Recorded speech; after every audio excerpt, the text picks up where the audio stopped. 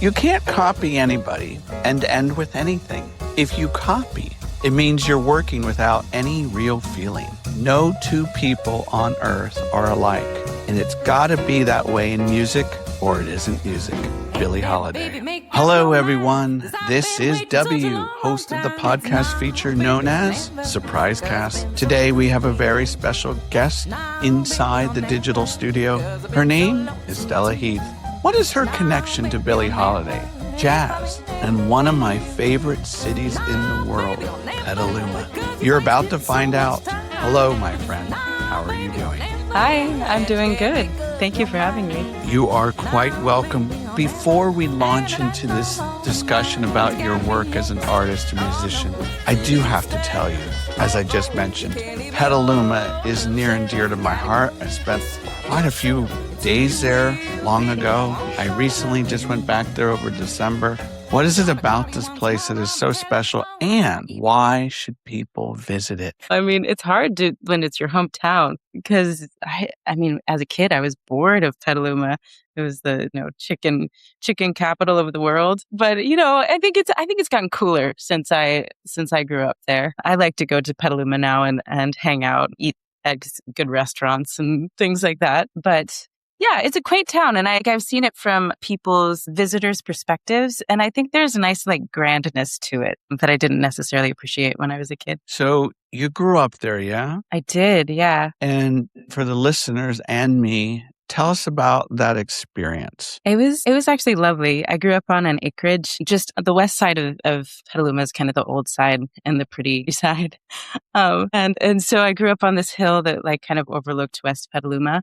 And I had we had goats for a while. We had horses in a garden, and I grew up really close to this little 7-acre bit of nature. So to me, it was wonderful and really a unique experience. Of course, Petaluma definitely was not diverse when I was growing up, which was always kind of it was a internal pull, I guess, for me, because there were not a lot of people that looked like me. And then, of course, you run into instances of racism in, not diverse places, and that certainly did help happen in Petaluma. But overall, I think it was a good place to grow up, and I appreciated my upbringing. Did you feel there was a strong sense of community? Yeah, I did feel we found a good, sense of community, whether it was through people that I went to school with and their parents. I felt very close to some of the people that I grew up with. Also, I got really into music and into theater. And I think part of why I was so drawn to theater was because when you're in a show, it becomes this kind of microcosm family. And it really builds community really quickly because you're creating this world together in a short amount of time. So I think that was part of why I really gravitated toward doing theater. Real quickly, as we continue this bird walk on the loveliness of Petaluma. So I will say that for me, Petaluma became kind of this place of melancholy, but inspiration. Melancholy because way back in the early 90s, there was a young girl who was taken from her bedroom. Yep. Polyclass. Yeah. And I was so impacted and affected by that horrible, tragic news. I drove out to Petaluma 2 or 3 weeks after she'd been abducted, and I went over towards downtown, and they had this huge station there where they were trying to get tips and leads and all that. The outpouring of love, not just from the community, but from the entire world. Yeah. And I sat there in the parking lot, all these amazing signs, please come home, Polly, blah, blah, blah. Like I said, it was very sad, but that's where I got a true sense of, wow, this community is really rallying. Mm-hmm. Yeah. Do you remember that? Absolutely. I remember that. I know people that were the same age as Polyclass. And it was definitely a huge part of my childhood story was that story of Polyclass. And I was young, I was pretty young when it happened. So it wasn't it was kind of in my periphery, but it wasn't and it affected me because I was a child and I could feel the tension in my mom and the adults around me, but I was still a kid, and it was abstract in a sense, you know? But let's start walking into this conversation. And I want to ask you two questions, and you can pick one. Okay. Hmm. So tell me a moment. Can you describe a moment in your life where any form of art completely shifted your perspective?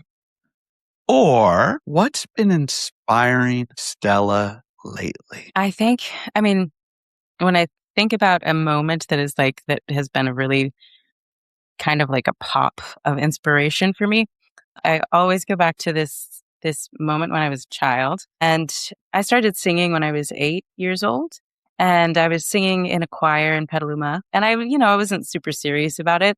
I'd been kind of moved into the advanced choir quickly, and I enjoyed it. It was fun. The choir teacher offered to give me lessons, so I was also taking private music lessons, but it was just like kind of a hobby for me. And my mom is like, she's awesome. She was very intentional about bringing me into cultural spaces and events and all kinds of things. Like, so as a kid, I saw all of these awesome things and I didn't even know, like, I was experiencing these amazing things, like seeing Marcel Marceau or Lady Smith Black Bazo or Ballet Folklorico of Senegal, like all these really awesome, just like, I don't feel like a lot of parents are taking their kids to those kind of things, you know? And so I was really fortunate and exposed to a lot of different things. When I was like probably 10 or 11, she had tickets to Phantom of the Opera. And I was singing opera in my lessons and I didn't know what it was about. And I was like being a salty kid. And I was like, no, I don't want to go see this opera. This is I don't want to go see that. I'm going to be bored the whole time. And so I was like really working hard on her to like not have me go to this show. And she finally convinced me to go. And if you've seen it, you know that like the first scene is kind of like, it's this auction and there's not a lot happening. I was like, okay, proves my point. And then there's like this explosion and the chandelier like rises up into the middle of the audience. And with that explosion, it was like somebody slapped me in the face. And I was like, what is this? This is amazing. What are those people? What are they doing on stage right there? And how can I do that too? It was such like a really strong moment that shifted me. And I, have professionally been on the stage really ever since or working toward that. So it was really the moment where I said, at that moment I said I wanted to be a stage actor, and that kind of took me into the world of acting and dance and being a triple threat and going to, school in, for acting and theater, which I think led me away from music. But then I got back to music, and it really kind of, I think, expresses how I like to be on stage the best is through jazz and music. So, this wonderful mother of yours Yeah. introduces you and exposes you to so much culture within the Yeah. arts. How did she know how to do that? Was she an artist herself? No, I think she just like it was an appreciator of it. She loves music herself. She has an incredible music collection, and she was always playing things for me. When she watches my kids, she's always playing all kinds of different music for them too. And I of course try to do what she did for me, for my kids. And yeah, she really just sought it out. She was looking at what the different arts centers were offering, and she would buy tickets to what was like appropriate for my age. Now, as you were beginning to explore that side of life, did you have friends that were kind of going through the motions with you in the same way? Or were you kind of your own island? I was kind of my own island, especially in Petaluma, because when that happened, that snap in me, like I was like full force with arts and theater and music. I definitely started taking like my music lessons much more seriously and learning all kinds of art songs and arias and classical music, musical theater, jazz repertoire, all kinds of things. Simultaneously, I started doing dance and ballet, and then was really, really, really into theater. And usually the Cinnabar was really active when I was a kid. And so I did a lot of community theater there. But then as I started to kind of get more and more interested, I started doing Marin and ACT in San Francisco, and then left for Interlochen. I went to Interlochen for Arts Academy at 16 for theater as well. Couple years, yeah? 2 years, yeah. Okay. I'm going to read another quote to you. You can probably get the understanding that this is going to be another Billie Holiday quote. And it goes like this. I guess I'm not the only one who heard their first good jazz in a whorehouse, but I never tried to make anything of it. If I had heard Louie or Bessie at a Girl Scout jamboree, I'd have loved it just the same. Billie Holiday. So here's my next question for you, Stella. When did music stop being just a hobby and start feeling like a big part of your life? Yeah, I would say it was, I moved back. I'd lived in New York for several years after graduating college, and I moved back to California. And it was kind of when I moved back that I decided I'd been doing music and singing with some bands while I was kind of living the actor life in New York City. And when I moved back to California, it was like starting over. And I knew that I wanted to do just music. And so I started a band with a French American guitar player named Gabe Perard. And it was really fun because has the French culture that I've always been drawn to since I was really a kid. And he was into jazz and gypsy jazz, like Django style, and also like flamenco and all these different sort of influences. And so it was just really playful, and it allowed me to explore an improvisation in different languages. And it was just, yeah, just very vivacious and fun. And so we created this band and had it going, and it was kind of growing and growing. And then in 2018 is kind of when I had the idea, or I kind of put into action the idea of the Billie Holiday Project, and did a lot of research into Billie and constructed the show and kind of did all of the pre-work to launching the band. And it was right around that time that I kind of made the decision that, well, I actually, my my restaurant job, or my survival job, unexpectedly the restaurant closed. And I was like, well, I'm not going to get another job. I'm just going to commit to music. As you were moving through those channels and swimming through those experiences, do you feel like you had support from your mom and or other people to really kind of be in your corner? Yeah, absolutely. I mean, my mom has always been in my corner as far as me being an artist and dedicating myself to that. You realize that you're very fortunate because that's Yeah. not always the Oh, story, I right? know. I know. Because I've heard from artists where musicians, they've said they've had no support because they wanted to be a painter, a musician. Yeah, Mom or absolutely. dad said no. Yeah. I mean, I know it's an anomaly, like, and I've been reflecting on this lately, that throughout my adult life, I've made money on art, whether it was through theater, doing regional Shakespeare, or singing and gigging, always been on the stage, and I've always made money through making art. And I feel very, very fortunate to have a successful artistic life. Okay, so you told us when music wasn't just a hobby for you. Yeah. It was kinda slithering through your veins, if you Yeah. so, I wanna go a little deeper with that. Mhm. What changed in you at that pivotal moment At the pivotal moment of when it, when you realized, "You know what? Music is gonna be the major focal point of my life." yeah, I feel like it was always there. You kind of, music was my first love. And I knew it, like, I knew from the way it made me feel, just like the vibrations passing through your body when you're singing. And when I was a child, I was kind of overwhelmed by the effect that my singing would have on other people. Like, people would come up to me crying after I sang. It was like, I was like, whoa, I didn't know, I didn't mean to make you cry. As a kid, you don't understand that necessarily. But it was always something that like felt very like it was like my purest expression. I feel like you never, like, the paths that you take in life are for a reason. And I got really, like, I went into this place of like exploring theater and exploring all these different characters and playing all these different characters, creating them. But it was taking me away from me. And what I knew when I moved back to California, because I'd been in such a deep world of acting and creating other characters, that I wanted to just be on stage as me. That I just wanted to tell stories from my perspective and just be myself. And so that was really the shift, is that it always felt like with acting, it was kind of this double-edged sword. Like, I was very fortunate to be able to be cast as good characters and had the ability to create these really cool characters and worlds, but it always felt like a burden, you know? Oh, what do you Uh, mean by that?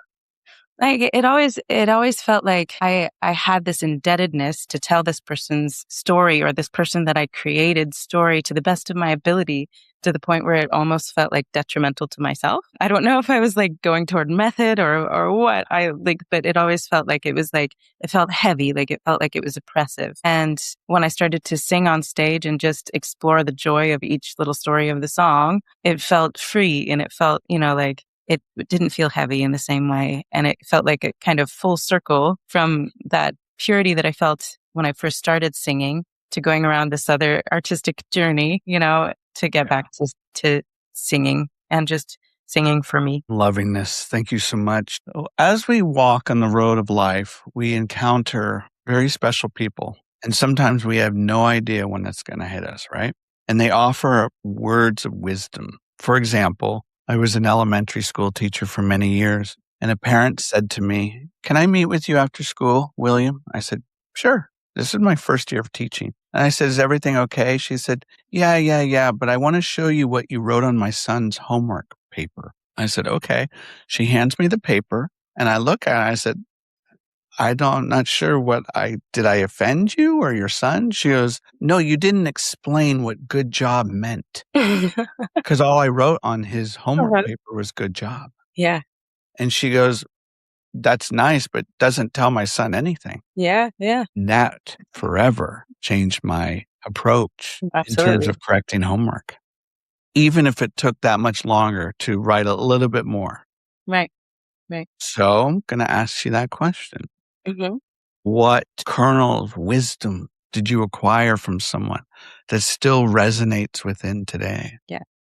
I've been thinking about this a lot recently too. There are actually three instances, kind of four instances, where like somebody said something to me at the specific right moment that like shifted my path and the way it needed to go, or the way, I don't know, who knows what the path would have been if I hadn't heard those words in that moment. But the first one was when I was in college. I'd gone to Syracuse for musical theater, and in my sophomore year, I realized I don't like enough musical theater music to be a musical theater major. And I was like considering dropping out of college. I was having a kind of existential crisis. I didn't really know what I wanted to do. I knew I had done Shakespeare and I knew I really liked Shakespeare and acting in classical ways, but I didn't really know what to do. And so one of my professors, and he was also one of my directors at college, he said, just go to London, because I'd applied for the study abroad. And he was like, just go to London and you'll figure it out. And it was like exactly what I needed. I needed that like cultural shift. I needed the exposure to Shakespeare in its natural habitat, where it came from, and being able to see things at the Old Globe and the RSC, and have that kind of inspiration from this poetic language that I already like loved and felt really intrinsically. So that was one of those moments. And then the second moment was when I was in New York. I was going every Sunday to this woman, Marjorie Elliott's house. She holds a jazz concert there every Sunday, and she has been for like 30 years. And I was living in the neighborhood and I found out about it, and it was like this sacred space. And there's just like, it's this like, it's like, I don't know how to explain Marjorie's. There's like this aura about it. It's like this pink haze of like this beauty and love and kindness. And it came out of like a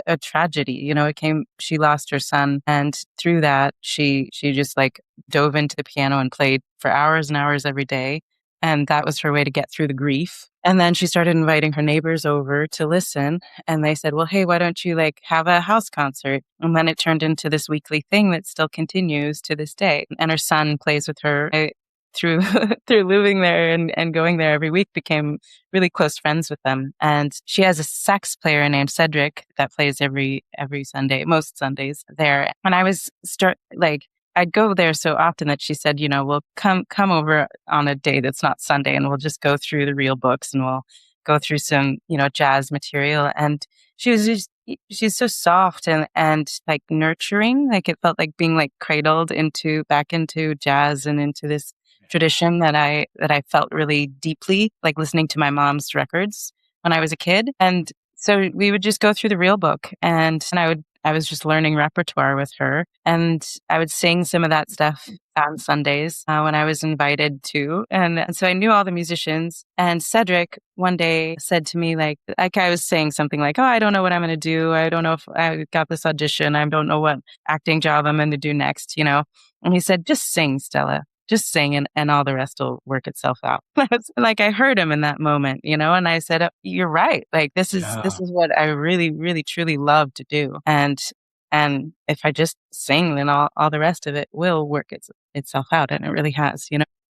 Sorry to interrupt you, but do you think that was obviously a crucial moment in terms of you understanding the power of your voice? Yeah, I do. Because like even singing at Marjorie's, people would come and tell me how much it affected them. And this was me just kind of getting back into singing, just in, I don't know, like in a recital sense, or just being me singing or interpreting a song versus like in the context of a musical, because I'd done lots of musical and musical theater at that point.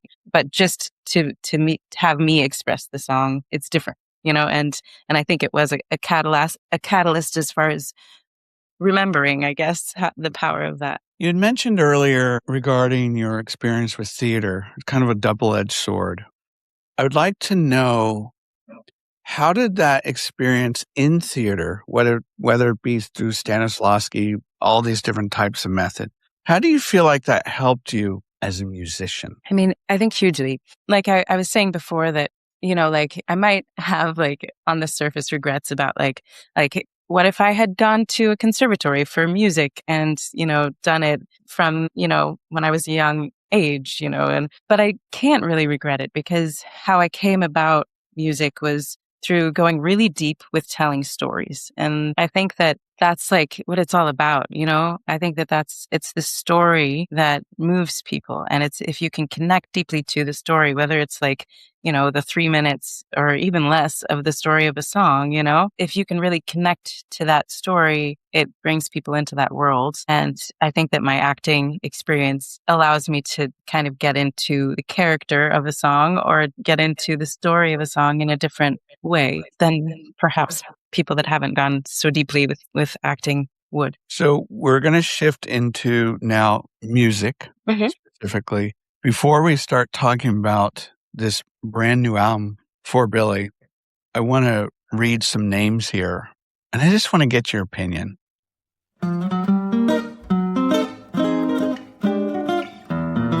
Charlie Parker, Thelonious Monk, Miles Davis, Louis Armstrong, Ella Fitzgerald. So I love these artists. What do these names mean to you? I mean, there are names that I love too, and there's certain ones of them that I connect deeper to. You know, like Louis Armstrong, I consider him to be my first love. Oh yeah, yeah. I loved Louis Armstrong so much. As a child, I like knew every single like horn riff, every single like scat of his vocal. I like loved Louis Armstrong. And Ella Fitzgerald, like kind of tangentially, because I was listening to all kinds of Louis Armstrong, I found the Louis Armstrong and Ella Fitzgerald recordings. So like they were really, really deep in my early ear, you know? And so I love them. And of course, Thelonious Monk, Charlie Parker, Miles Davis. I love them too. I personally, I've always gravitated toward more traditional jazz. And so I like, those are the people I keep going back to, you know? Did you ever think, and maybe you've heard this a million times, so I'm not going to sit here and say I'm original with this question, but did you ever think about your name, Stella, and you have the word Ella in there? I just had to ask. Coincidence or not? Okay, so with these musicians, some of the greatest musicians of all time, I want to talk about you just being a female and how you identify with Billie and or Ella or others. I mean, I definitely identify with Billie and Ella being vocalists and being, you know, oftentimes the only female in a male-dominated jazz world, you know? It's still like that, you know? Like, I play with mostly men, you know? And, you know, it's a unique thing, but I mean, I love the worlds of jazz, and it's something that I think about because the scape of jazz from Billie and Ella's time, you know, has changed.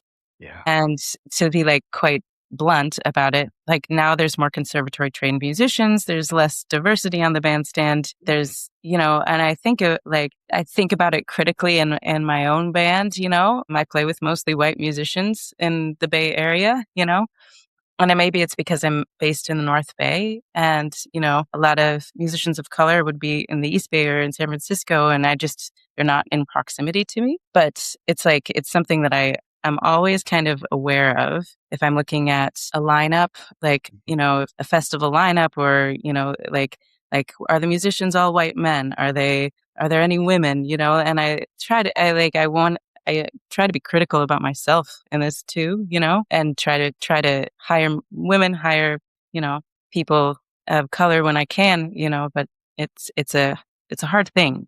Yeah. It's hard in this kind of scape. So this is fascinating because I have to ask you this since you brought that up. Being a female in an industry primarily dominated by men, how does that give you an advantage? I mean, Do I you know don't what know. I'm saying? Not entirely. I would say it's interesting because I'm in a leadership position as far as being a band leader and kind of the one who does all of the behind the scenes work and makes it all kind of the bands go, And I have strong collaborators and partners in this, and musical directors and people that I lean on and rely on heavily. But I don't know. It's hard and it's somewhat isolating, Oh, because women navigate the world in a different way than men do, And sometimes I feel very insecure musically just because I was not trained in a conservatory, it's all self-taught. It's all my own ear. It's all my own practice, but it's not something that I studied or learned, in sort of the jazz vocabulary, but I've learned a lot through the years and on the bandstand as many of the great musicians back then did, But sometimes I feel very insecure musically, and yet I'm still in this position of leadership and kind of the helm of these projects that I'm creating. interesting you say that. And I've often wondered if I were the only gender, which actually at times in my elementary school teaching days, sometimes I would find myself in a room just full of women because I Mm, was kindergarten teachers first, second. They were primarily women. yeah. And I felt uncomfortable Mhm. because I felt like, "Ooh, I could say something that might offend someone in here." Yeah, absolutely. Yeah. I mean, I adore the guys that I work with. Yeah. I really truly feel like they're family. But there's something I'm around men all the time, so you have to hang with the dirty jokes. I gotta earn the stripes, huh? That's right. All right, I'm gonna need to read another quote, then we're gonna talk about this album. And Yeah. this is a quote. "It was during my stint at Cafe Society that a song was born which became my personal protest, Strange Fruit. The germ of the song was in a poem written by Lewis Allen. I first met him at Cafe Society. When he showed me that poem, I dug it right off. It seemed to spell out all the things I had killed." Again, Billie Holiday. So let's talk about the seeds of inspiration for this album for Mhm. Billie, and anything else you wanna share. Go for it. Yeah. I mean, Strange Fruit was kind of because for Billy was born out of a live show that I've done for years now and finally got the funds to be able to record. But why I wanted to create the Billie Holiday Project was really because of Billy's decision to sing Strange Fruit and where that places her not only within jazz history but within American history because that was a very pointed anti-lynching, anti-racism song, so to me, she's this is well before the civil rights movement, and she's making this stand, Because of it, Harry Anslinger, who was the head of the Federal Drug Administration, did her, hunted her, set her up, busted her for drugs. It made her life was much harder after she chose to sing Strange Fruit. And literally to her dying day, they were kind of hunting her down. And so it just I want people to know that, and I want people to know what an important person and what an important decision she made, and stand she made in singing "Strange Fruit," and that's a huge part of the show. I always end the show with "Strange Fruit." Billy often wouldn't do an encore, and so I often don't do an encore because it's how do you follow that, So it's I also am very I really want to express the woman that Billy was aside from the struggle, we know that she had drug addiction, she had abusive relationships, we know the hardships, But in my research of her, I just felt this like firecracker and just like extremely bright spirit, that I think shone through. And it's why she's like this artist that still affects people today, is because she had this spirit that shone through her, even with all the hardship, and she gave so much to her audiences and to the people that continue to listen to her today. That's the Billie that I want to bring forward, and not as much of the struggles. I feel like this show, and I want the album as an extension of the show to be this kind of like celebration and very joyous. And then it kind of shifts into this, like she also had the ability to just make us feel human emotions. She sang these deeply sad songs, and she could make us feel them right along with her, because we all feel those things. And I think that's the test of true artist, is if you can get people to feel that deeply. So I kind of shift through the album and shift into Strange Fruit, which has a more political and deeper message to it.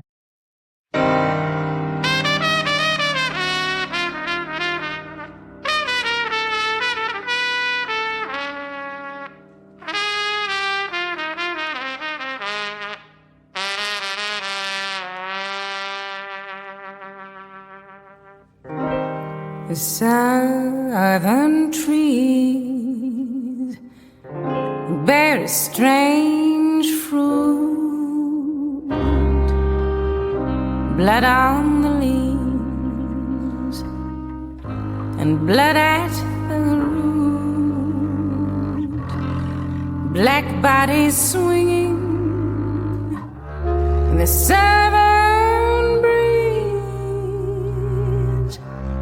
strange fruit hanging from the poplar trees.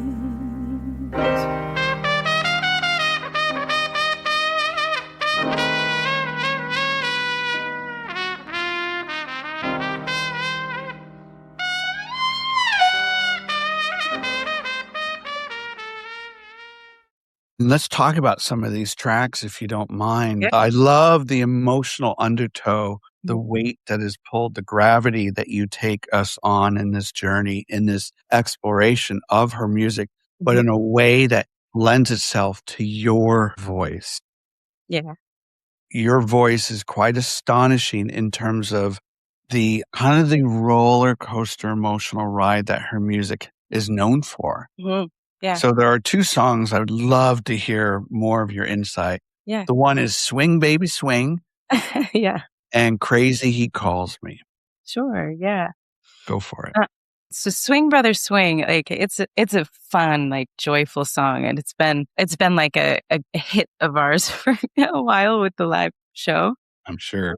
And we have kind of like starting off with kind of like a sing drum sort of. It's just exciting. It's kind of suspenseful. But what I love about this, sort of like how it fits into Billie's history, is that she was singing this with Count Basie, and it's like a really kind of narrow point of her story, because she toured with Count Basie for a really short time. And then she did these, they were both under contract to different labels, so they weren't able to record together. And so somehow they worked out a way to record this song. And there's a couple different recordings of it. One sounds like a studio recording, but I don't really know how they did that. And then the other one is live for radio recording that was from the Savoy Ballroom. And I've always had this kind of like affinity for the Savoy Ballroom. When I was living in New York, I saw this documentary on Chick Webb. And I've just kind of been like fascinated with the history of the Savoy ever since. And so I don't know if so the Savoy was a big, dance hall, and Chick Webb was the band leader, and he discovered a young Ella Fitzgerald, and that's how she kind of got her musical start.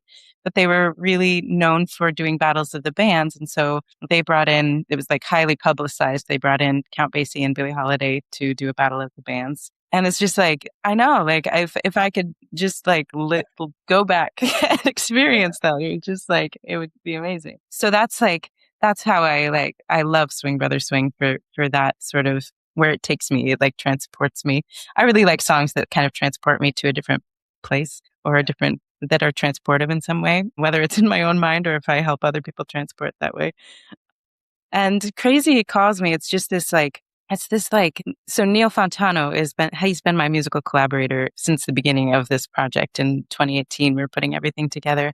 He's a pianist and musical director and did a lot of the arranging for the album. And like, he created this just like soundscape for Crazy He Calls Me that, like, again, it transports you into this like, just kind of like floaty romantic Yes. space. And it's just like, to me, it's perfect. And like, it musically supports in exactly the right way, and kind of like you were saying, the roller coaster of emotional tides, like any sort of ballad takes you on, these kind of roller coasters of emotion. I feel like the music supports it in such a beautiful way. Well, there's a tonal shift. There's a in terms of the sequencing of the album.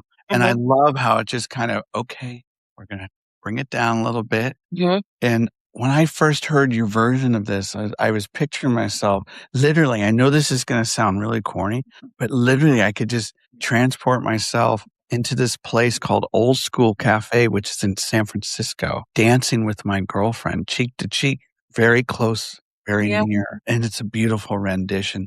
Do you understand the power of your voice? Do you understand uh, the sheer muscle? I don't know. I don't know if I do I understand. know it's kind of putting you on the spot. You have you have many gifts, but that is such a gift that you can do it in such a variety of ways. Thank you. Thank you so much. Yeah, it feels like something I'm always working on, And like you said, like I don't know. It's not. I don't know if it is something that I am very, very aware of, because it's something that I'm also kind of insecure about. Am I like technically doing this? Like if you compare yourself to other vocalists out there, it's like it's easy to get in your own head. It's easy to say like, oh, I want to scat better. I want to be able to do all these different things better, But then there's also like, I know that I innately can really stick to the melody and really dive into the story and how the words are expressing the story and the emotions within me. And I think I know that power, but I also struggle with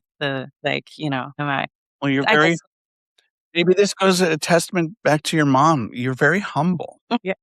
You also seem to be full of gratitude and to be in the moment. Tell me a standout story in the making of this album. Yeah.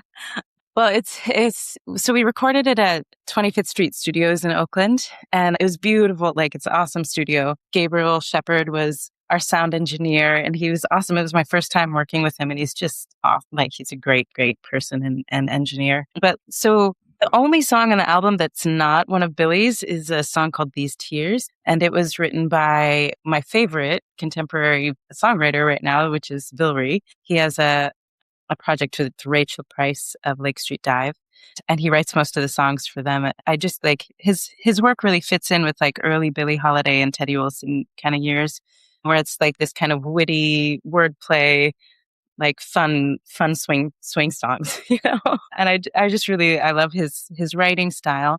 And that had been a song that we'd been doing in the show since the beginning. And so I asked him if we could record it.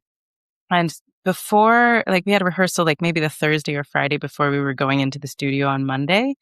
And I'd kind of like worked up a really like basic sort of roadmap of what the recording would be. And we played through it in the rehearsal, and it was like completely uninspired. Like, it was just like, and everybody was like, okay, like maybe we should work on that. And so I like, over the weekend, I was like, Robbie's one of our like main players, Robbie Elfman. He plays saxophone and clarinet. And I was like, Robbie, can you like create some sort of like big bandish adapted for a smaller band sort of interpretation with like horn lines that go behind the vocals and horn lines in the solo section? And he was like, yeah, I'm busy this weekend, but yeah, I'll try to work it out. And then like, as I was working through the material that weekend, I like I'm not a songwriter. Like, I really don't consider myself to be a songwriter. It's something I'd like to explore, but it's not something that I consider myself to be. But this like verse like came to me in melody and lyrics, and I sent it to my bass player, Daniel Fabricant. And I was like, okay, if this is terrible, just tell me, because I'm not a songwriter. I don't know what I'm doing. But he was like, no, I love it. And he wrote out like chords to it. And then I sent those over to Robbie, and I had a really clear idea of how I wanted the verse to transition to the actual meat of the song. And it was like taken from an early recording of Billie's, which was It's Too Hot for Words. It's like the intro section of that. And so I was like, Robbie, could this verse go into this kind of a section and then into the song. And he was like, yeah, no problem. And then in the middle of that, Daniel was like, well, I'm inspired to write this part of the song or some of the backgrounds of this song. And so it became this like impetus of creative, like collective creative energy. And then it kind of turned out to be one of my favorite tracks on the album. Stories. That's good. So within this album, the scope of it, the emotional tone that you had provided earlier in terms of what you were trying to really get at, when people listen to this album, what is it that you kind of want them to walk away with? I guess I'm still kind of wondering about what people walk away with, because in the show, I have narrative in between songs to kind of sculpt or kind of shape the storyline or the through line of the full experience. And that's not there in the album, you know? So I'm like, I'm wondering, I think I really am so proud of this album. And I think all of the songs are fun and they move you in some way, whether it's you want to dance or if you want to like sit or if it transports you to dancing with your sweetheart or, you know, like, I think that all of the songs have that kind of power to them. But I'm like, what will be this shift into Strange Fruit? And I'm not totally sure, you know, like, I'm not totally sure how people, like, without kind of the narrative and the setup to it that I usually give live, I'm not totally sure what the impact is, you know? Within this wonderful album, tell the listeners and me what aspect to her music that you were trying to capture that you truly fell in love with. So is it the tone? Is it kind of that swing rhythm? Is it syncopation? And that could be more of a general sense too with jazz. Is it call and response? Mm-hmm. What is it that you truly love? About Billie specifically? Yeah. Okay. I guess about Billie's interpretation, like she went through many evolutions, and I love the early stuff, like the Teddy Wilson years, where she's just kind of young and fresh, but she's got this way of interpreting songs that some of the songs are great, you know, some of them are super fun and witty. Some of them are kind of like trite and there's not too much to them. And yet she like has a way of making them super swinging and super like cool, you know, even if there's not much lyrically to it, to the tune. She had a way of just kind of interpreting it in a great way, you know. Then like if you go deeper into her like older material and as she evolved and sang more ballads and torch songs, you know, you really understand how she can dive deep into the emotion of a song. And I think that's what I naturally do, maybe coming from acting. And I think that's really what I love Ella, you know, I love Ella and I find her so like technically just amazing, you know, she's technically amazing, but she doesn't hit me emotionally in the way that Billie does, you know? Yeah. Do you like improving? I do, but it's totally scary to me. Even though you've had the theater training? Oh yeah, like as far as improv, like I never did improv as for in a theater sense. No, that was never my jam. I was like, give me a script and I will learn it. And I also I like singing in other languages. We didn't talk too much about that, but I love singing in other languages. And there was like kind of a kinship between that and Shakespeare because it's both something that you're interpreting for audiences to make them come into a world that feels foreign, if that makes sense. I don't know where I went, how I got onto that tangent, but yeah. I think I was going back to, and you answered it. That's fine. I think I was just going to kind of the different elements of jazz, and I know improvisation is huge. Improvisation, yeah.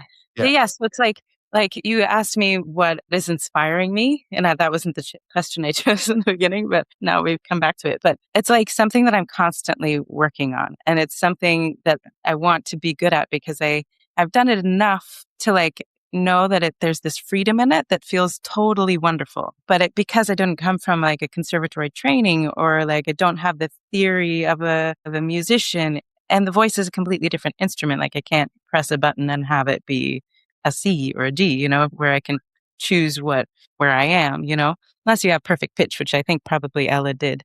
But it's hard, you know, but it's like, it feels like it's like diving off the deep end sometimes. And sometimes it works and sometimes you derail and you have to get back. But it's something that I feel like I'm constantly striving toward. And I want more time to be able to get better at that and to dive deeper into songwriting. It's been with the album really intense as far as the like behind the scenes band leading work and prepping an album work as far as doing the album cover, creating a label, you know, figuring out the distribution, all of this sort of behind the scenes work. And what I'm really wanting to do is get back to the creative part of my job. Just a few more questions here. Here we go. So I want you to think outside of music, if possible. What moment in your life forced you to rethink who you are? Well, becoming a mom of twins. That was like a big like life world shift. Yeah. And yeah, I mean it's like the most amazing life-changing experience becoming a mother. And yeah, I mean it really makes you reflect on life and your own childhood and how you're shaping these humans to be good humans in the world, and express themselves in their way. And it's just, it's an amazing gift to be a parent. Twins is awesome. It's an experience. That's a whole different ballgame. Wow. But it's like it's all I know, and it's awesome. It totally is awesome. Do you Um, impart your love for music down onto them? yeah. I mean, it's funny because like they are exposed to a whole lot of jazz. Like they already can like name Louis Armstrong when he comes on and Ella Fitzgerald.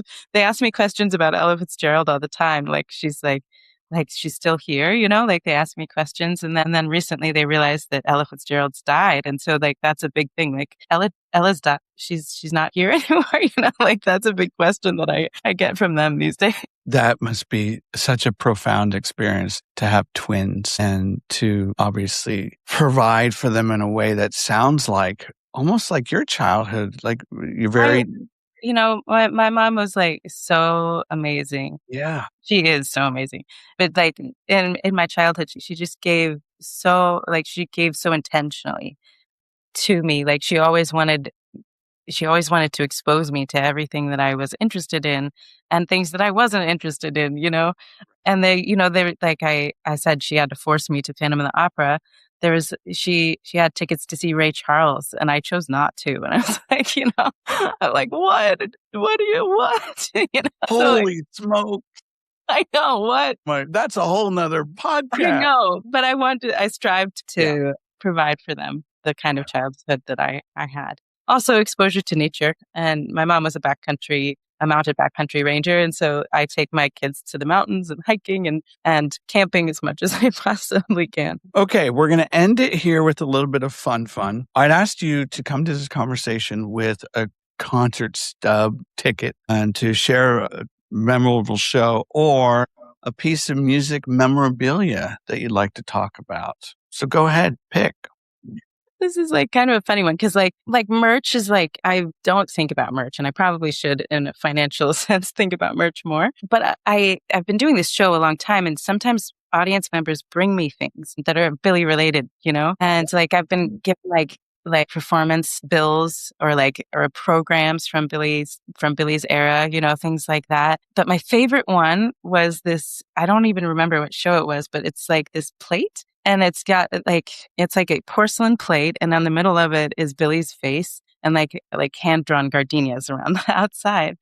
And it's like it's like this really cool thing, and I have it on my bookshelf, and I can never eat off of it. I just would feel strange eating off of Billie's face, but it's just like that's my favorite thing I've been given is this plate of Billie Holiday. Oh, good. Yeah, I'm sure you get some really nice gifts like that. That's Yeah. fantastic. So tell the listeners, if you wouldn't mind, okay, first of all, how can people find your music? Yeah. Well, my website is a good place to find out where I'm playing where my music is going to be. So the album releases, my website is stellaheathmusic.com. And I'm on Instagram and Facebook. I'm Stella Sings Jazz is my handle on Instagram and TikTok, though I'm not really on TikTok. And yeah, I really hope that people listen to the album. I'm really, really happy with it. And come to a show. Our official CD release will do one in Berkeley at Freight and Salvage on June 13th. And then we're playing kind of all up and down the West Coast from May to December. And all these dates are listed on your website. They are, yeah. Yeah. And the album will be released in what kind of format? CD and vinyl. And it'll be a double vinyl too. Will these formats be available for people to purchase at your show? Yes. Actually, right after this, I have to approve the vinyl. And yeah.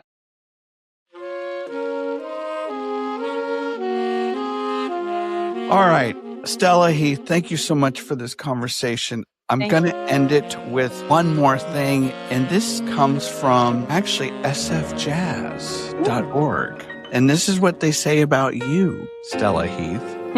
She has a deep and diverse history in the arts. She works in numerous configurations with an assortment of superb musicians. These are some nice accolades, and people can read on and on about this detailed information. But I would concur. And I think this conversation absolutely knows somehow in the metaphysical world, if you will, Billie is listening, picking up the good vibe. But most importantly, this sense that you really honor the past and the present, and you do in a way that never seems gimmicky. It seems very authentic, and I congratulate and salute you on this wonderful album. Thank you. And I hope to see you on the road sometime to check out the show. So thank you. Thank you. You're absolutely welcome. And I want everyone to remember this. Great music is all around us. All you have to do is keep your ears open, Jack.